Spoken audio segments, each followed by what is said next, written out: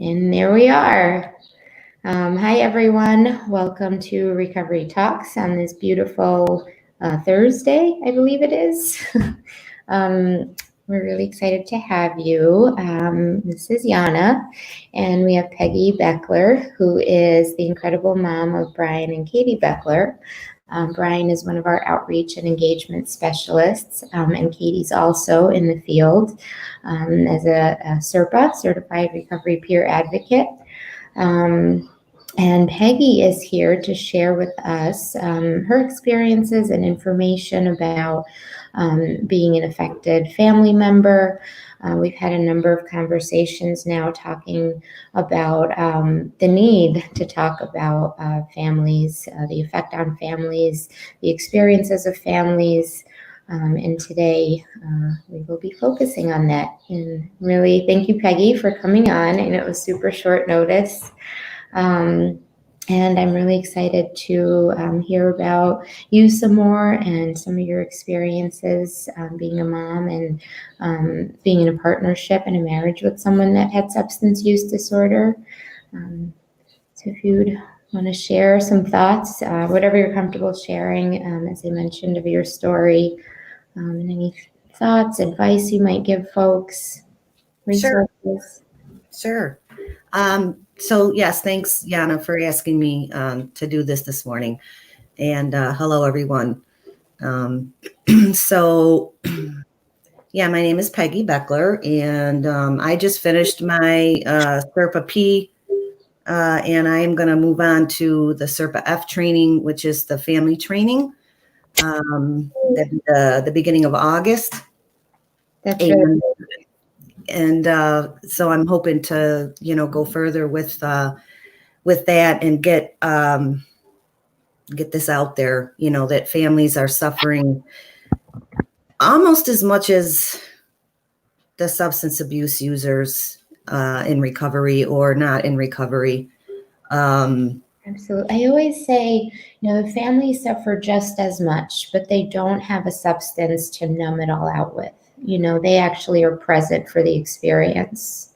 Right. In my case, I also had my granddaughter. I had temporary custody of my granddaughter for 4 years while my daughter was in active use.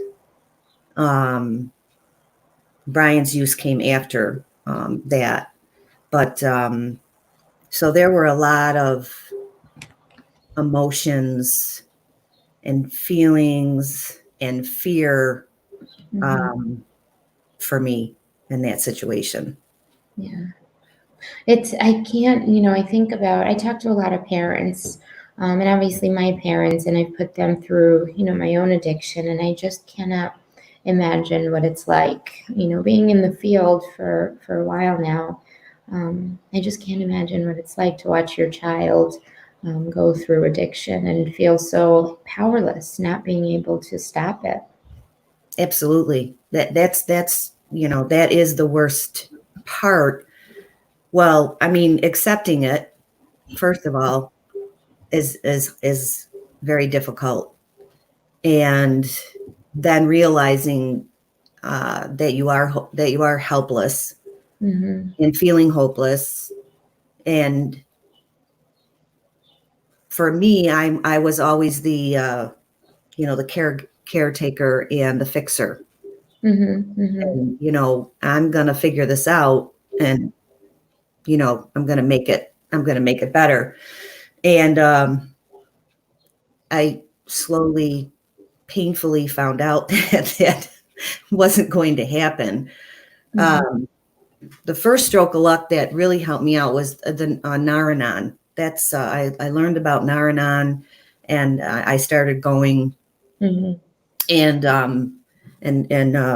for anybody that doesn't know, that is like your Narcotics Anonymous, Naranon, like Al-Anon, and it's just for family members who are involved with someone in active addiction. And it helped me to learn how to distance myself with love, Mm-hmm. which was also very difficult. And I remember when I really learned about addiction, and I still have a sadness inside of me for the fact that this is something that my children are going to have to deal with for the rest of their life. Mm-hmm. And it's very hard. It was very hard at the time for me to not feel guilty,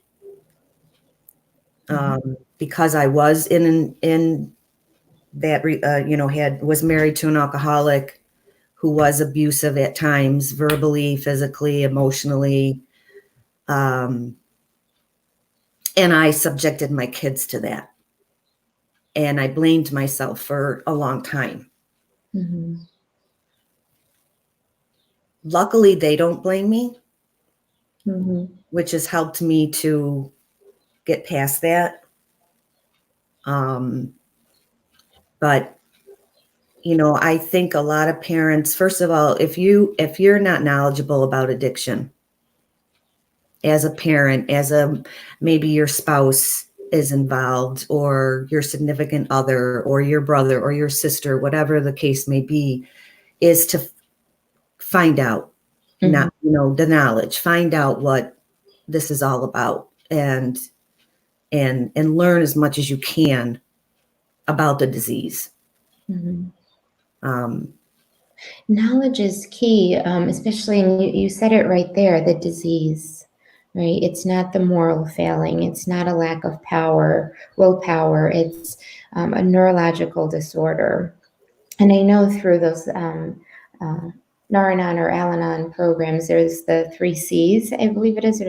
You didn't cause it, you can't control it, and you can't cure it.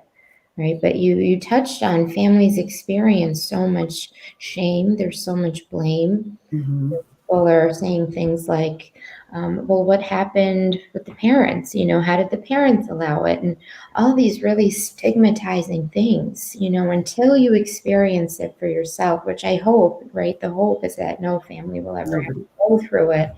But to understand that it is a disease, and like my brain, Brian, Katie, our brains are wired differently than those that don't have the disease.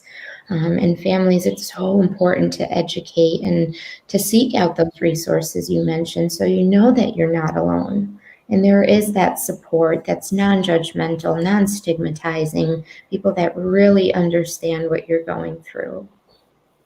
Absolutely. And just that alone was helpful in always, but right from the beginning, that was helpful. And, family, they don't know what to do, where to go, who to call. And like you said, when there's shame associated with that, or, you're keeping up an image, or, whatever that may be. I know that when I was married and the kids grow, we was raising the kids, and we lived in Hilton, and it's funny because we looked on the outside like the perfect family. We had the house and the yard and the dog, and I was involved in the school, the kids' classes, volunteering, and we went to church on Sunday. So all of those things. But as they say, you never know what's going on behind closed doors. Right. And it was difficult playing that role. It was like, it was making me like two different people. Wait, I'm out in public, so I have to be this person, and I have to pretend that I have it all together and everything is great. And, and then when you're inside, it's a whole different story. My biggest regret still to this day is the fact that I stayed in the marriage as long as I did. I felt that, I thought about it for probably a good 5 years before I did anything about it. And I kept thinking, well, it'll be easier when the kids are older. I'm just going to wait another year. I'm just going to wait another year. When they're older, it'll be easier. And they both told me that they wished I wouldn't have waited. Mhm. So, it's different for everybody, for sure. Yeah. Yeah. And then, you speak to also what I hear is trauma, right? Like the trauma that families experience. Mm. And that's not paid attention to oftentimes. Trauma of, domestic, unsafe relationships, Mhm. domestic violence, trauma of addiction, your own personal trauma of being, the mom, the wife, trying to keep it all together, trying to fix things. It's really common for parents and spouses of those with substance use disorder to be sort of that fixer personality, right? And then it's so important, like you mentioned, distancing yourself with love. You mentioned some of that blame. And another part is we had one of these talks, I think this week was on language and the importance of language, and when we say things, enabled. That's a word that I hear a lot. And that contributes, there's blame associated with it. So enabled is you did something wrong. Exactly. I think I mentioned once before, like reinforcing unhealthy habits or maladaptive habits, because we just don't know what to do, right? There's not a one way kind of solution or answer. What works Mm. for some doesn't work for others, and all you can do is just love your child, your spouse, your whomever, right, as best as you can. And sometimes that means creating space to protect yourself. Sometimes it looks different. Sure. No Sure. right or wrong. And speaking on that, that's one of the things that I just, absolutely love about this advocacy movement here, with the peers. And because you don't realize it when you're in it, Mm-hmm. you don't realize that there are different methods. You don't know that, you think that there's only one way to fix this, and they this is what they have to do. And you that's like your hope. That's your hope right there. Like, that's the only thing you have is like, okay, now if they just do this and they just do this and they do that, then bam, they're going to be okay.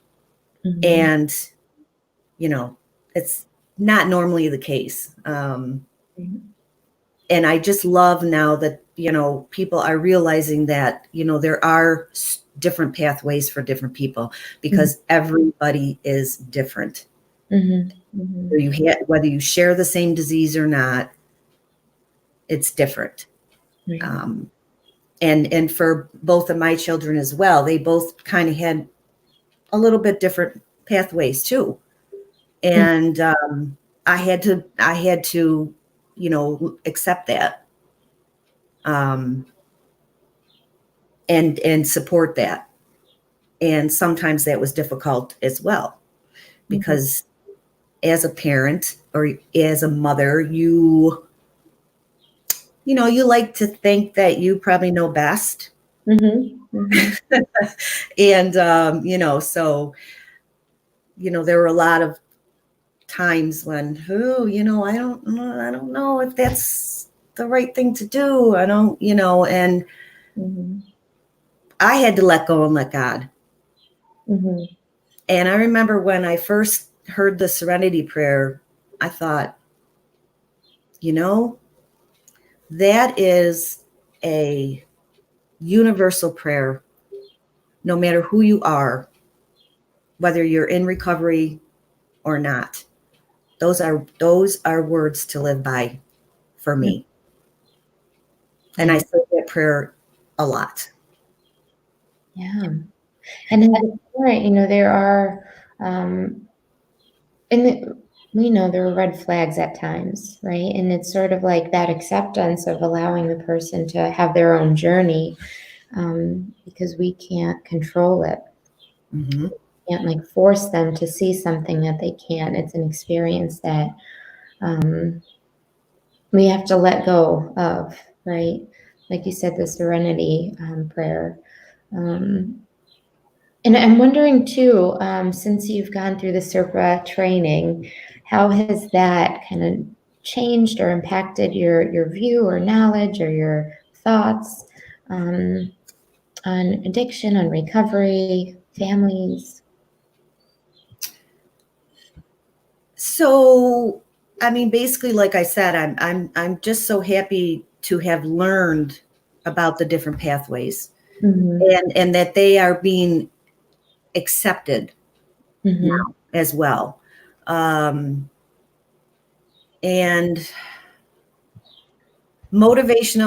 did the motivational interviewing training.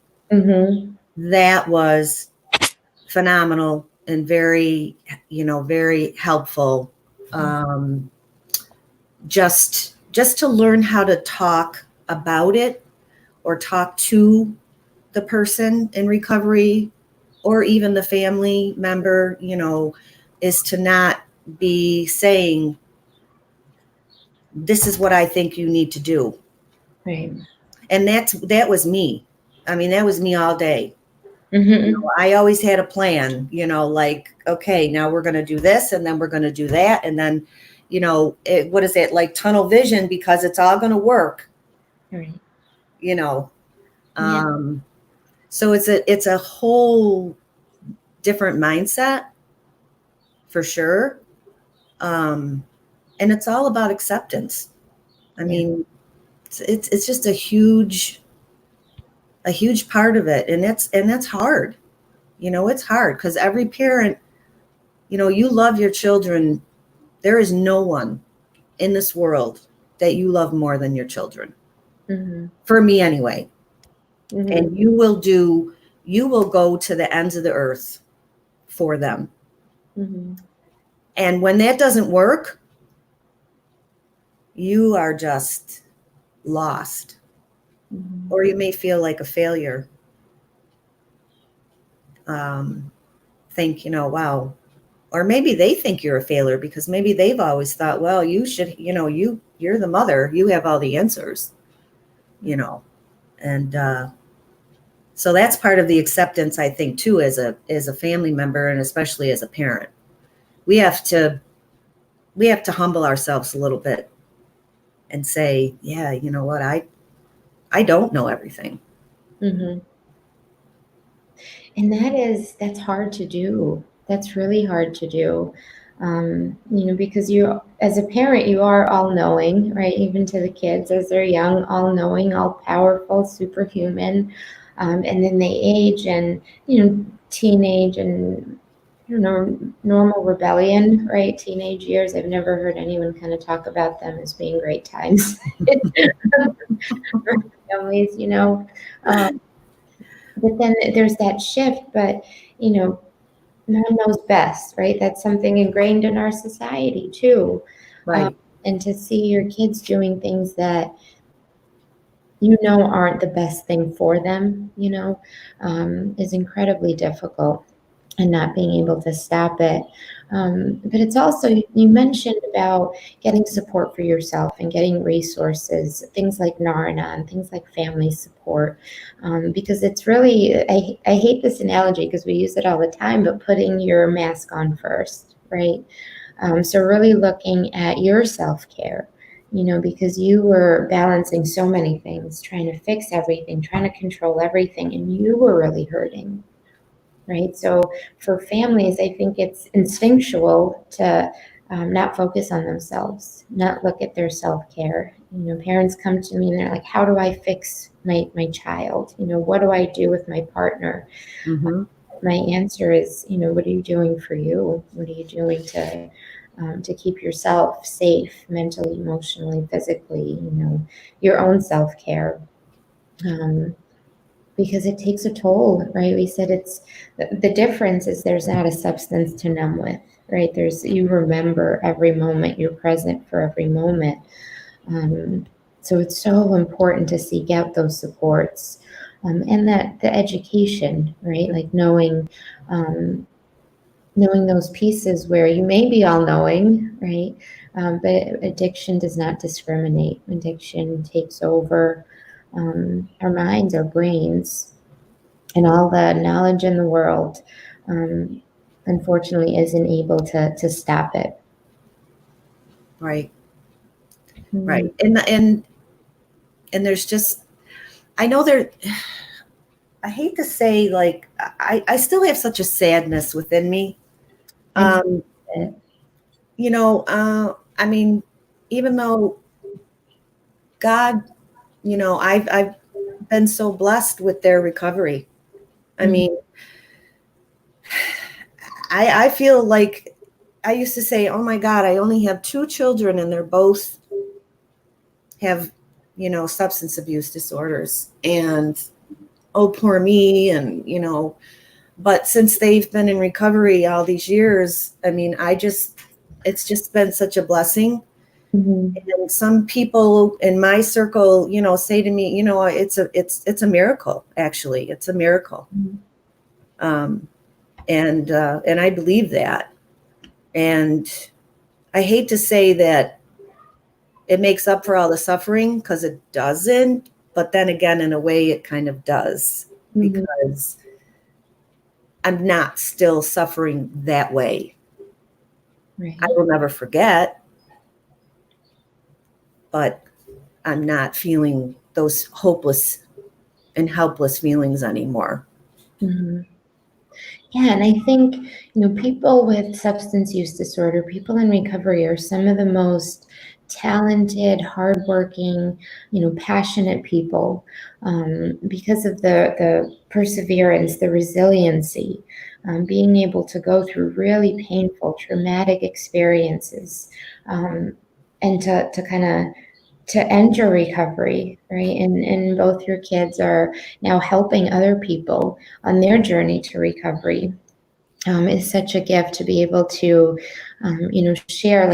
We talk about our experience as our greatest asset, right? In your experience, and I think if you don't quite see it yet, you'll see it, especially in the SERPA family designation, is your experience is your greatest asset in this field.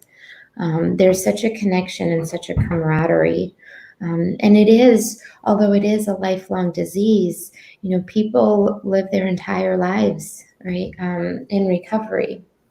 And I know there's like all these statistics. There are 23 million people living in recovery in the United States, you know, alone, and that's pretty huge. And I might have the number off by a little bit. I believe it's 23 million. And that's a large number. So recovery really is possible. And the kind of self-awareness, the insight, the process of recovery, and all the work that we do to kind of explore, hopefully, you know, we're doing, whether it's counseling, whether it's mutual aid, spiritual, whether it's, you know, fitness is another pathway. You know, there's so many different pathways that allow us to have productive, beautiful, fulfilling lives. And it sounds like your kids have found their path and their journey, and it may be different, right? Their journeys might be different, but they're working for them. And it really is such an incredible gift. You know, I say sometimes every sober breath is a gift, you know, because I'm one of the folks that was able to enter recovery and then use my experience to hopefully help others, you know, and I think you're doing the same even before your designation right now. And, you know, to your kids, I think you're doing the same. Yeah. Trying. Yeah, you are. Hoping to be successful for sure. And I think when people say you're trying, I always say you're not trying, you're doing it. We're trying as we're actually doing the work. So you're doing it. You have such a powerful story, and such a powerful story of hope, and your experiences both as a mom and as a wife are going to help so many people in the recovery field. Yeah. That's my goal. Yeah, that's my goal. That's my wish. You know, like we say, if you can just help one person, you know, one person at a time, that's something. Yeah. And I'm really, I am really looking forward to working, hopefully finding a job working with families. So Mm. yeah, I'm excited about that. Yeah. Thank you so much for agreeing to come on and for sharing your story and really being very vulnerable and authentic with me and with the people that are on the feed. And this is recorded, so folks can check it out on our Facebook page as well as our YouTube page. I'm really, really grateful that you came on the show or the feed, I don't know, what broadcast, and shared your story with us. I think there's just, I think it's so powerful, and there's so much hope in what you had to say. That's good. I'm glad that, and I hope that is something that anybody who's watching this will take away from that. Mhm. That the most important thing is that there is hope. Yeah. There's always hope. There's always hope, no matter if someone is still in active use, if someone has relapsed, don't lose that hope, because Mhm. it is there. Yeah, absolutely. I love that. Thank you so much, Peggy. Thanks again for joining. You're very welcome. Thanks for having me. Appreciate the time. So I hope everyone enjoys the rest of their day and is getting ready pretty close to the weekend. Stay tuned. We have a lot more things on the horizon. I think Kirsten, we might switch it back up. Kelsey, they come on at later today. And then we have a really powerful conversation Saturday at noon with April Aycock, who's absolutely amazing, talking about racial disparities in the substance use and recovery world. So stay tuned, check us out. Thanks again, Peggy, and hopefully we'll talk to you soon. And keep us posted, keep me posted on your progress with the SERPA F and how things are going. Sure will. Thanks so much, Yana. You have a wonderful day as well. You too. Bye. Bye.